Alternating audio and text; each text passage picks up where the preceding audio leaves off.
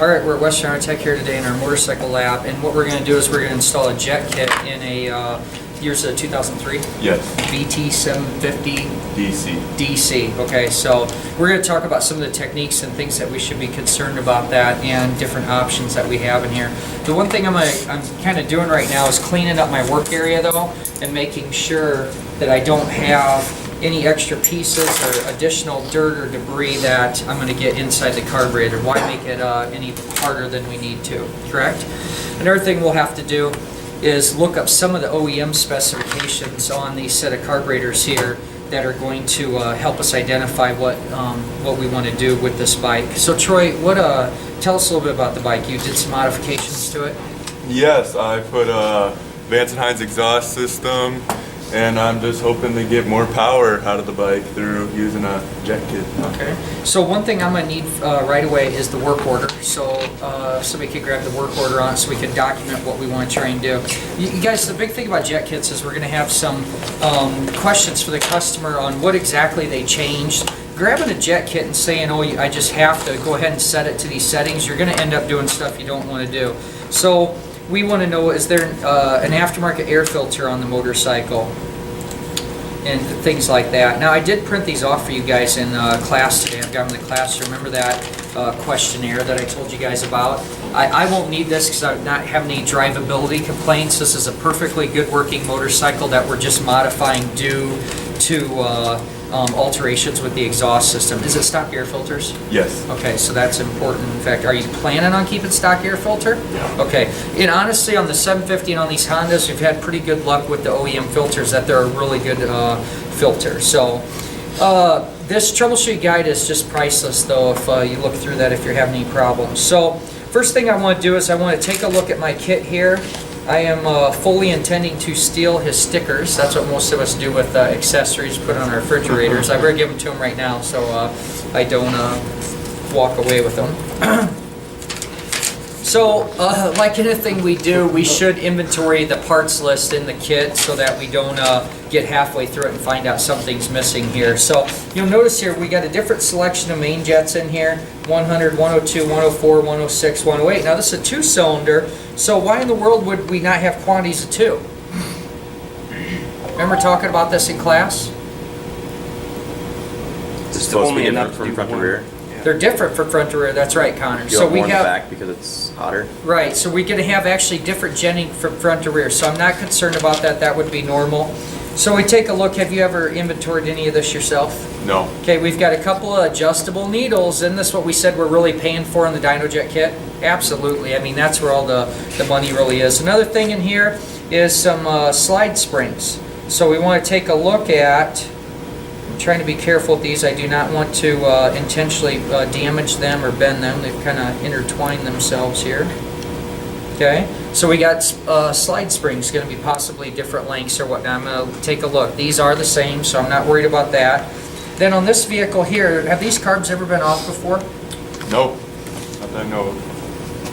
And this drill bit and this screw are really, really important here.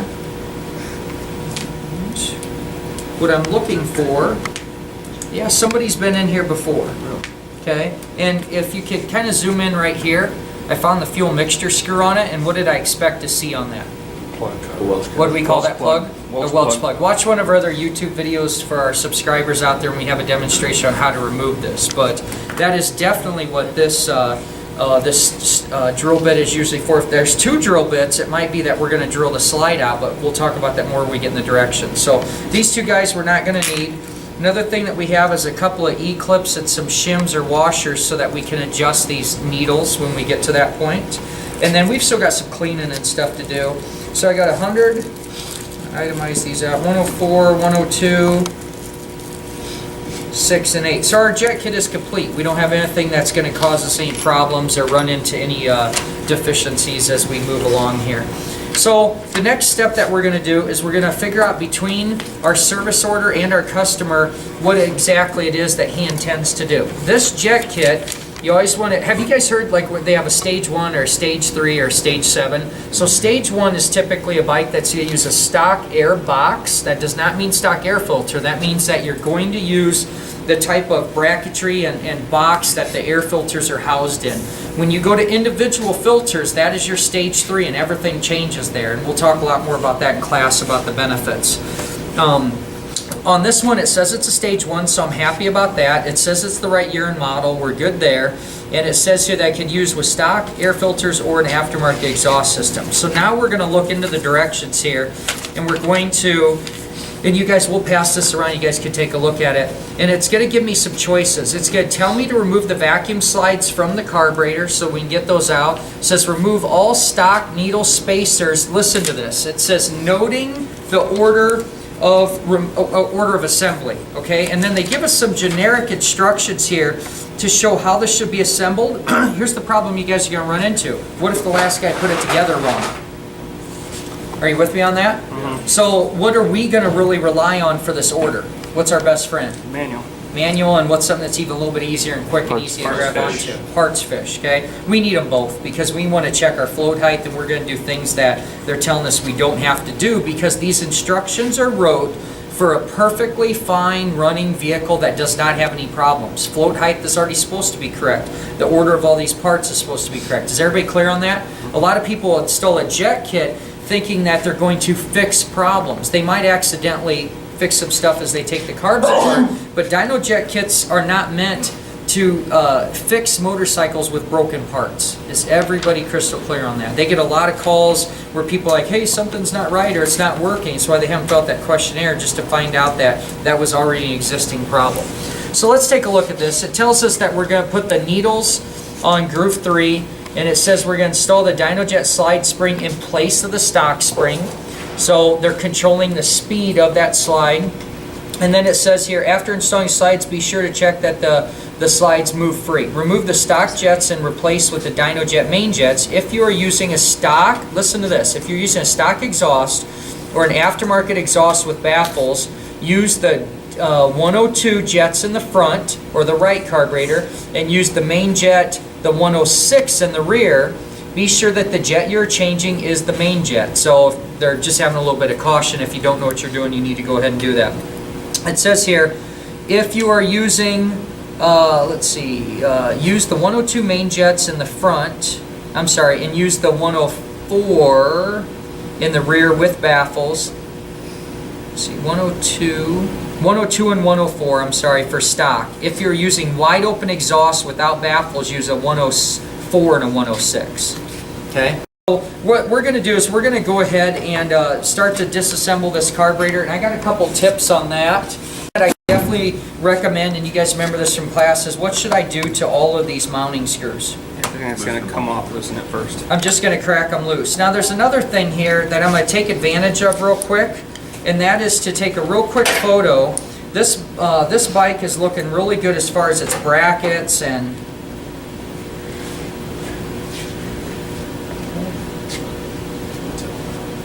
okay. Do you see this hose clamp here? Okay. Yep. So on this, do I want to get that back in that right position? Yes. Yeah. Absolutely. So Troy, what we'll do here, you got your phone on you? Yeah. Why don't you take a picture of your own carbs real quick? Now, you guys at home have to be careful because you don't know if the last person put it together wrong, but in this case we know a little bit of history about the bike and it looks to be extremely correct in stock. We'll back that up with the service manual, but now's our chance to make note of that. So let's switch off. Now, I can't stress this enough that I really need to be careful where I'm setting this and putting pressure on here so that I'm not going to break something. Now, do you see how I'm really rocking that back and forth? Okay, as much as this screwdriver is sized for this, it still is a little bit off. So if I were just to grab onto that and start turning it, what would I do to the screw? Strip it out. Absolutely. You guys get the idea of what I'm doing here?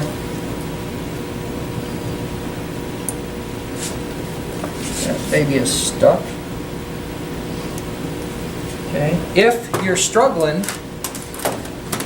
you guys at home hadn't seen these yet, the snap-on set of pliers, If you can zoom in on that 5 ACP, this is absolutely your best friend. I just about thought I was going to have to grab a hold of this one, but I'm going to go ahead and model it and demonstrate it as well. So I would grab onto this screw and crank this as tight as I can, and I will be able to break that free. Remember me talking about how it has that really nice rounded head to be able to get into tight places? So definitely going to be one of your best friends. Troy, why don't you grab a couple more photos here so that we can see these clamps. You can just do it from that side.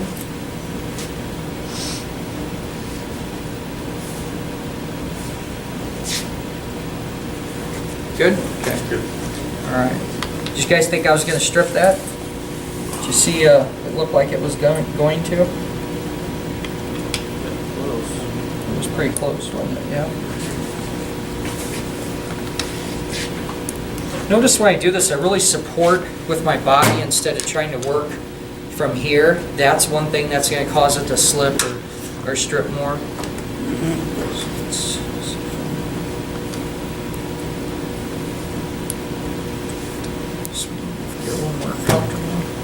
Every time I move it around, I'm rechecking what I'm doing with these cables, aren't I? Yes.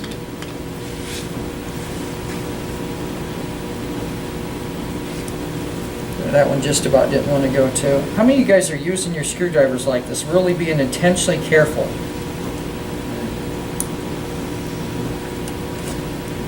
You guys remember from that class we did last semester that we can have a lot of problem prevention by just taking some time to do this. That one's not coming, so I am going to model this. Can you get in there? Okay. Gripped it nice and easy. Now watch this. That easy, so that's going to be real beneficial. Okay. All right, we're going to go ahead. We got the carburetors cleaned up right now, so we're going to go ahead and take these apart. One thing I want to recommend is I always do the CV side first. Why is that, guys? A little bit of review. Because of the springs. No, because we get a nice flat surface to work from. I don't want to be bending or have a problem on the flow height, right? Tell them we're videotaping, please.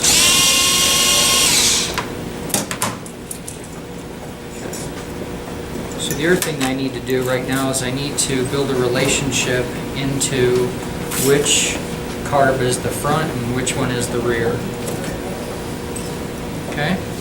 Notice here from our parts washer we got a bunch of ultrasonic fluid in here. That's another good reason that we go ahead and clean these right away. So with this in mind, Troy, now that you're back here, let's take a look and see if you can help us out on which one of these is the front and which one is the rear carburetor. I think your throttles were on the left side of the vehicle when you disassembled them. Kind of oversaw Yes. that. Okay. So if we look at this, then this manifold's going forward, right? Are you with me? Okay. And then this one's going backwards for how it's orientated, because we have air boxes in here that are going to sit up in here. Correct? So everything I do with this carburetor needs to be a front carburetor. Does that make sense? Because guys, why do we say it's so important on this? We just said this a little bit ago. Jets in the front are smaller The than jets in are the back. different. So being so I don't want to take a chance of screwing that up, I'm going to go ahead and just make myself a little reference here that could be cleaned off. If you take and mark up with a paint marker or something else, don't you guys think it's a good idea to let's see if I did that right. Don't you think it's a good idea to get rid of your marks when you hand the carbs back to the customer and put them on the bike? We don't want to see paint marker stuff on here, but for right now, this is going to be really beneficial to have our organization here. Does that make sense? All right. All right, well, we'll keep going along here. Now, when you go take these slides off, you're going to want to make sure and hold your finger on here because of the spring that's underneath. And we switch to, since we cracked these loose, we switch to this gun just to make things faster, right?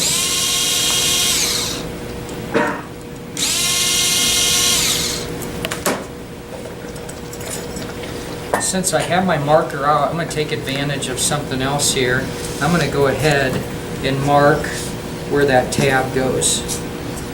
The one bolt with the retainer tab on there, whatnot for the hose. I'm just thought that while I was doing that. And what I did is I started to see a relationship as I was taking the cap off to where the ear is on the slide. So I was just kind of comparing the two. Now one thing about this, I want to kind of treat it somewhat fragile. When I take this off, we're going to go ahead and stretch these and make sure that there's no tears. We'll take and hold them to the light and make sure that I can't see any light through them.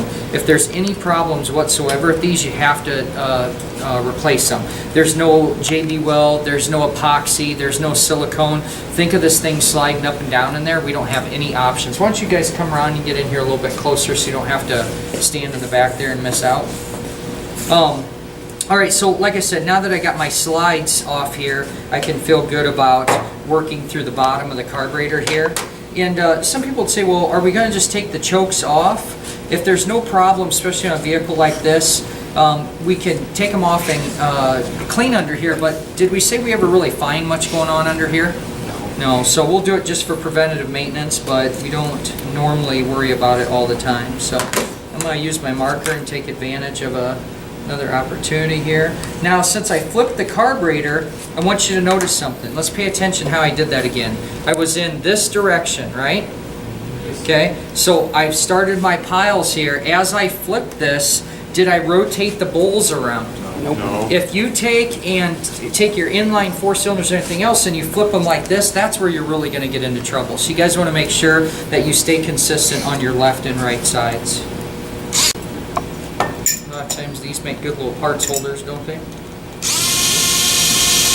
Okay, you guys are going to see this goes pretty quick from here. This jet kit does not require any drilling or any passages other than the Welch plug, which is already done on this bike.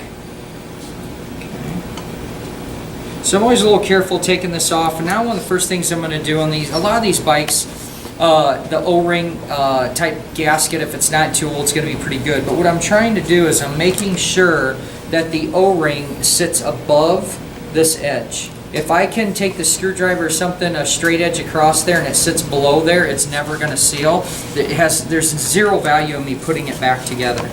So for the purposes of the camera here, I'm going to try and flip this around. We go ahead and focus down in here. Okay, so we're going to start to disassemble, and even though the jet kit doesn't tell us to do it, we're going to go ahead and take all this out so that we can check and inspect things. Once again, this vehicle has no complaints. And then another thing I'm going to do is I start to see which jets are removable. We're going to take them out, even though we don't have to, because we're going to make sure that the passages are clear all the way through. Why would we want to gamble on that, right? Is there a chance too, when we're opening this body up, that we could bring a piece of dirt into a jet? Yes. Absolutely. Okay.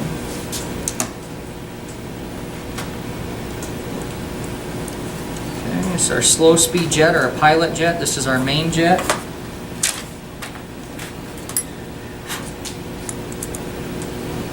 This particular bike happens to be a 7mm here on this emulsion tube. You guys saw 8mm on some other ones, right? Yep. Okay, and this is a non-removable needle jet that's inside of there, so we should be able to move forward. The one thing I'm going to do though, I'm going to take apart the seat. Okay, so we already took the needle out. I'm going to take the seat off. And anybody remember why? What's that? If there's a screen in there, Okay, so what are we going to do with those screens? take it out. It's up to Troy here. This is his motorcycle, so that is going to be up to him. We're going to have do you have a good clean fuel filter on the bike? Yeah. Okay, so you don't have to do this. It's just something like I said. Now check those out. Are we focused about right here? Nice and tight. Okay, so like I said, if I wanted to just go ahead and snap this off, I could do that. So that's going to be up to him. The problem is, if these get plugged, we got to do complete carb disassemble to get to them. Were these carbs very easy to get off? They were hard. A little time consuming, right? So we're going to let you decide what you want to do there. Another thing that we like to do, we might as well show on the video, is we like to take a Q-tip with some aluminum polish or something. We'll go in here on the seat and get it really good and cleaned up, removing any traces of varnish or anything else that's in there. That's a nice little trick. So another thing to think about here on this one, it looked like there wasn't a washer, but I know there's got to be one. So there's going to be a crush washer underneath this seat that is going to secure the fuel from not getting past the threads. Pretty important. So it's going to be either copper or aluminum. So if I would have just got my blowgun out and started going crazy, am I going to make a mess? Absolutely, I'm going to. So remember, I got to be so careful not to flip this around. So I'm going to go ahead and do the other side here. I'm also going to make a reference on this one.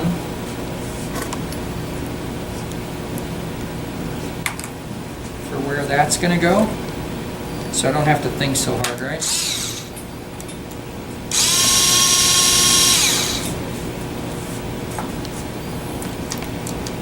What you guys are going to see it's different on this is what we're going to do with the needles and how we get the needles out of the slides here. So we're just a second away from this.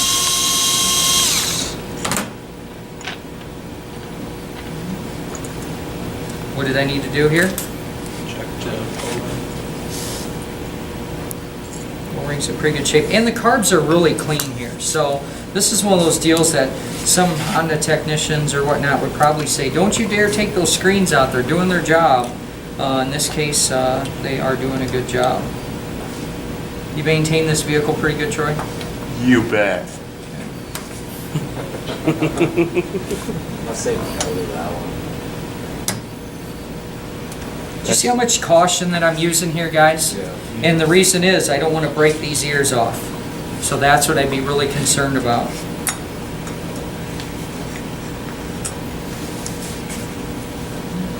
What would this look like if you put a jet kit in and didn't take the time to check these out? And it could be dirty underneath there. Then you're going to end up Flow. you're going to put these recommended jets in, and then they're going to be too small, right? If they're dirty or restricted, you'd be having a real trouble trying to tune this thing. And when you ask yourself, if you got a stock motorcycle and you're having to put jets in that are 4 or 5 times larger, wouldn't you be concerned that, hey, something's not right about this? Something's goofy. I probably have a fuel problem of getting it there. And a lot of times what we'll do is we'll just not use the stock motorcycle's gas tank. We'll actually switch to our auxiliary tank, and then if the problem were still there, that we would know it was somewhere within the fuel delivery system of the bike itself. So, all right, we're good and gutted here, and we have 2 other screws that we need to get out, and that's the fuel mixture screws here. There's one on each side of the carburetor here. Can you zoom in on and see these in here? You guys will have to help me out. I can't obviously see what's going on. I'll try to stay focused right in here. So what I'm going to do is I'm going to record what they were so I could put them on my work order. Does that make sense? So you guys have seen me take these out so far, but you haven't seen me be real intentional about trying to see what they were set at. So maybe this one will fit in here. Yep, I got a large enough hole. So I'm going to wait until the slot slides down. Find it here. It's a little hard to do from this angle.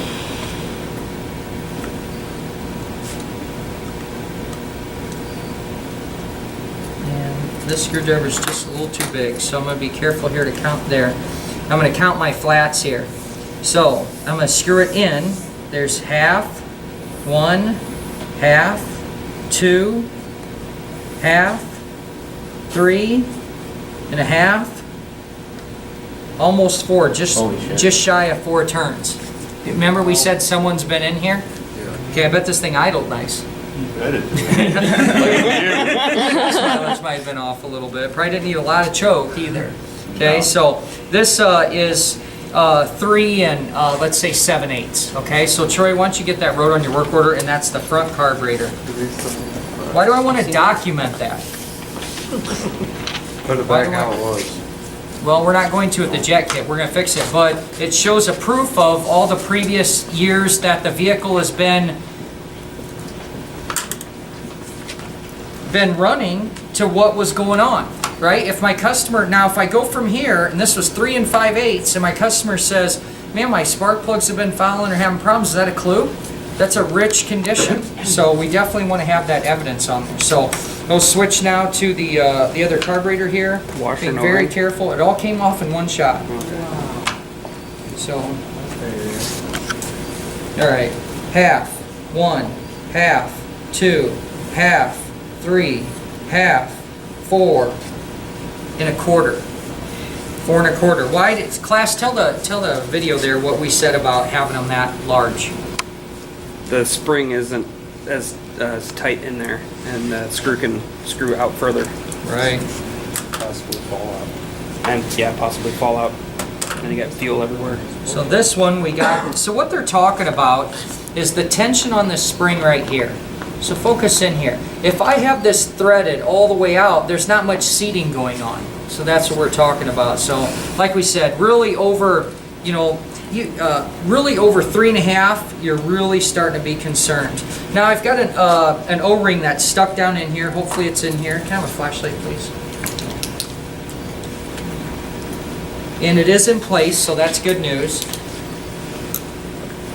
And this little hook tool here, out of like your typical 4-piece hook set, or excuse me, pick sets, these are great for getting down in here, and then basically just spiraling it up. Okay, finally got that out. A lot of caution on that. Now I still need to inspect these parts, so I'm going to use some caution on that before I just worry so much about assembling it. But what I really want to focus on is getting the needle out of this slide. So I'll just start with this rear cylinder one. And can you focus in here?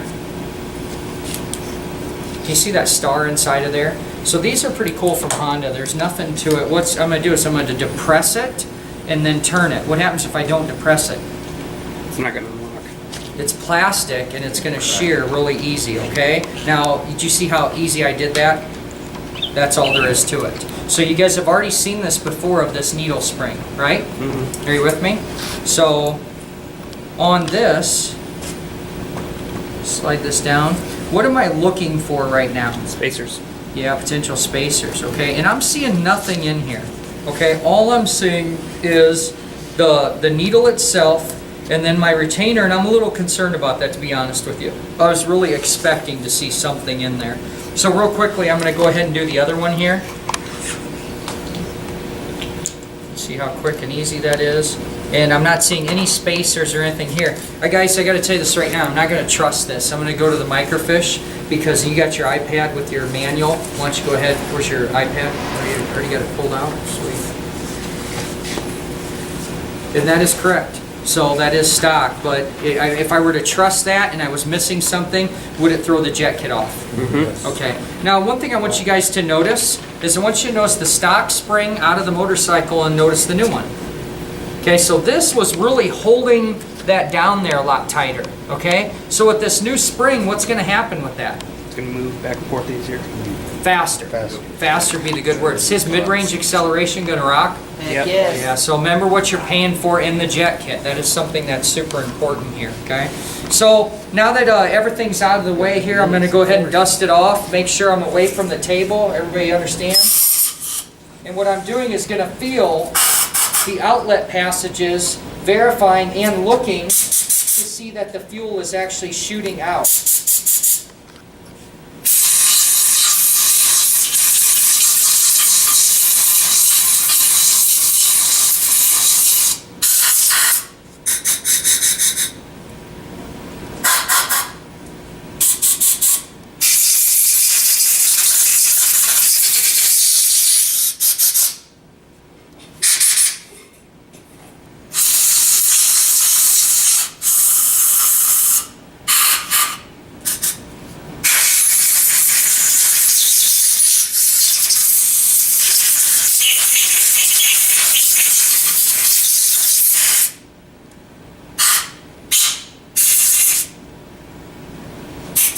Did you see the Yep. little bit of WD-40 or JB-80 shooting out of that? Just do the same thing here. Life is good. Okay, so as far as the carbs themselves, they should be ready to go and ready to install.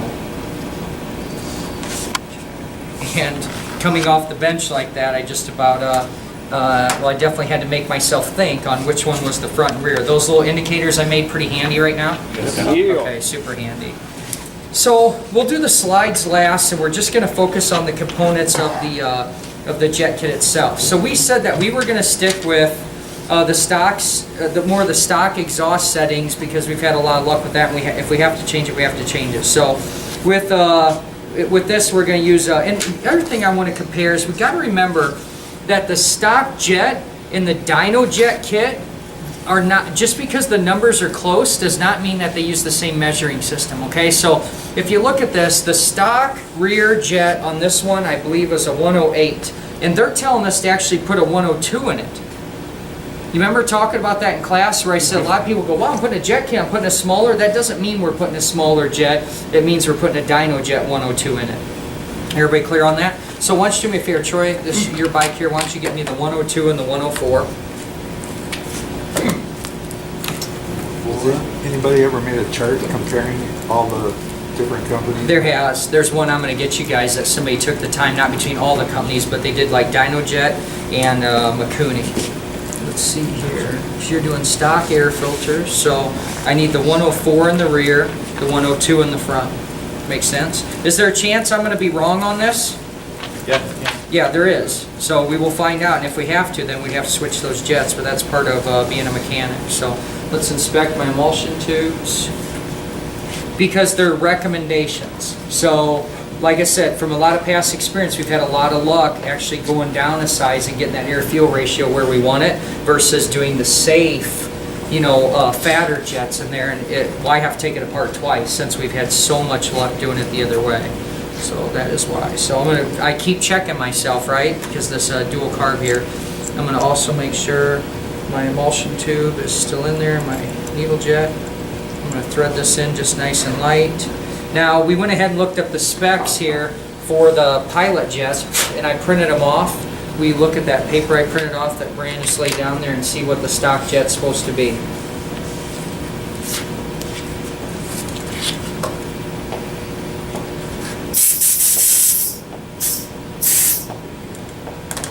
We're going to put the new jet sizes down.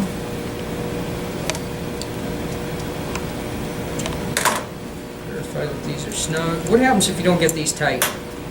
The leak Leak is the beginning of your problem. What do they ultimately end up Be doing? able to falling down into the adjust them. Okay, so on this needle, look down here. What do we say we always want to do to the spring? Make sure push it. Yep, the float pin. We want to make sure that that functions. If that's sticking, it's definitely gonna be a problem. So the other thing we're gonna take a look at is the float height. And you can see the tab right here that's adjustable. That's what we bend in and out to set this float height. So I'm gonna grab this. Okay. Now, would this be easy to strip? Yes. Okay, would be easy to break. Just make this easy to let this fall down in there. What holds the float pin in? The bowl itself. So what I'm going to be doing is checking the float height. Then what I really want you to do is, you guys watch the video for Brandis there too to make sure. I want a really good focused shot of this area right here. And is it good? Yep. All right. What I'm going to do here is we're going to set this float height. And you notice how this just hinges around here? As I set this down, it finds a resting point. If I go further, it wants to drop that pin. So per Honda, per the service manual, it tells us, and this is every single one that's out there, they tell you exactly how to do this, we want this just resting on here. And then what they say is from the surface to the top, we want to be at 7 millimeters. So we use a digital caliper, veneer caliper, excuse me. And I'm going to go ahead, zero this out. I'm going to set it to 7 millimeters. You see that on there? And then I'm going to measure where this float height is actually at. And just touch. And his float height is a little bit high, isn't it? Yep. Okay, so according to Honda, if this is, he's actually more closer around 9 millimeters. What would that mean? Actually, maybe 8. Run lean. It's going to run a little bit lean. So he wants to have performance out of this, so we're going to go ahead and adjust this. Now, guys, what do you think of that? So now we're at our good 7 millimeter, and then we can leave that for when we come back to do the other carb there. Make sense? Mm-hmm. Okay.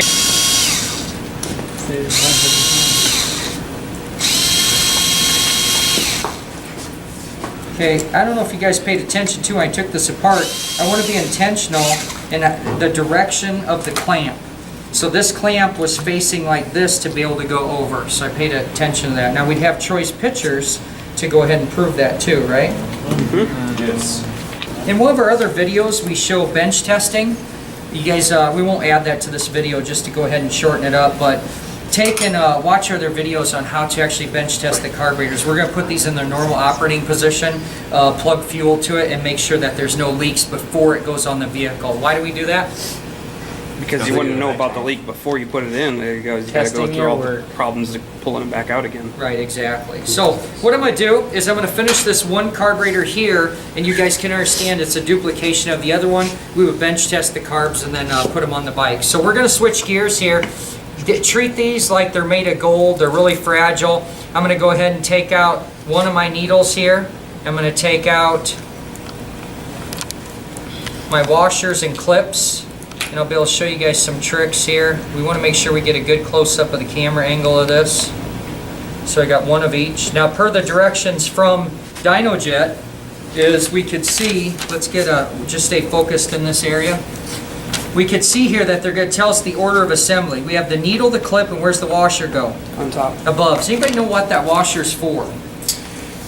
It keeps the spring from pushing off and pushing that clip. From digging into it, right? Yeah. So here's the way I like to do this.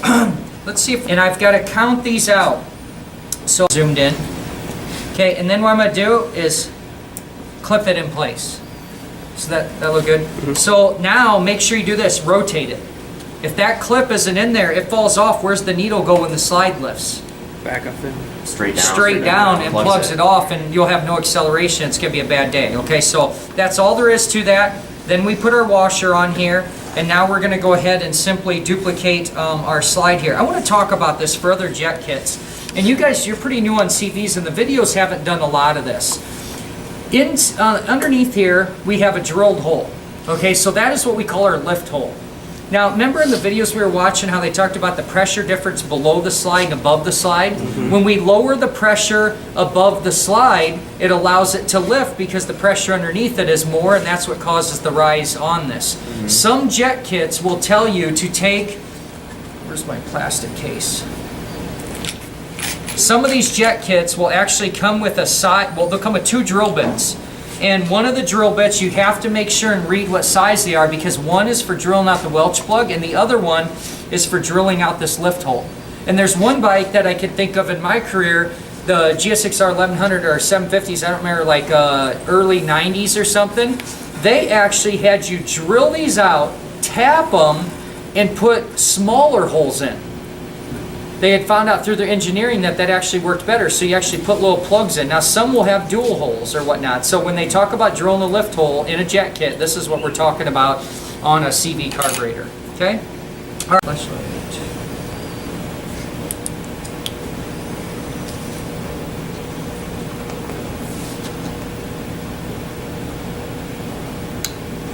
Okay, I gotta check my work though, so I'm gonna pull this back out and see how I can spring that around. If I had missed that spring, that's what I'd be worried about. This would actually be jammed up, or it would actually be side loading it like that. Does that make sense? Mm-hmm. So obviously, one other thing I want to point out is on this particular slide, do you guys see how it has a directional tab? Mm-hmm. Since it doesn't have, it's a perfectly round slide, and that's what's going to pinch this and then put it in the proper place. The other thing you notice, the slide doesn't have a cutaway. Yeah.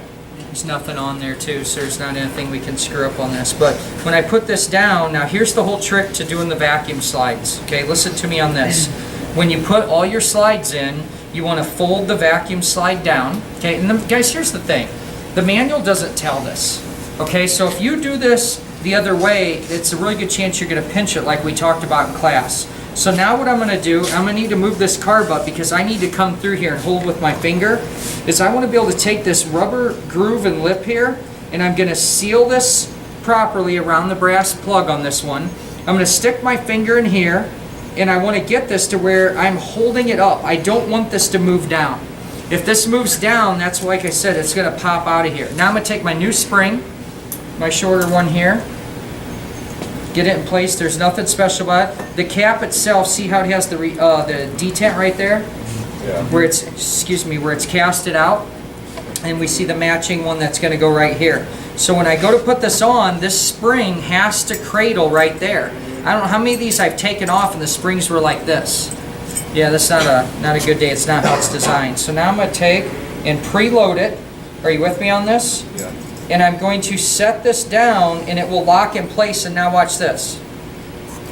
Okay, life is good.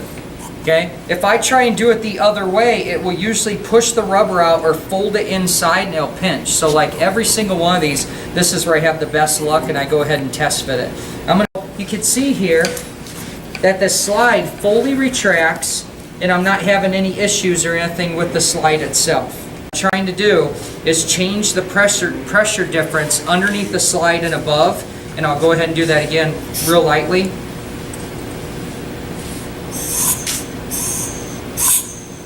Okay, I don't want to sit and crank it 100 psi, but look at how slow and little of psi will lift that. Okay, nice, good, smooth action. So this carburetor on this side is done and good to go, and then we would go ahead and duplicate this over on this side. On our air-fuel mixture screw, I always go steel washer, then the O-ring. Are we zoomed in? Okay, so spring, steel washer, O-ring. This one here, we're going to go right here. We're on the fuel side.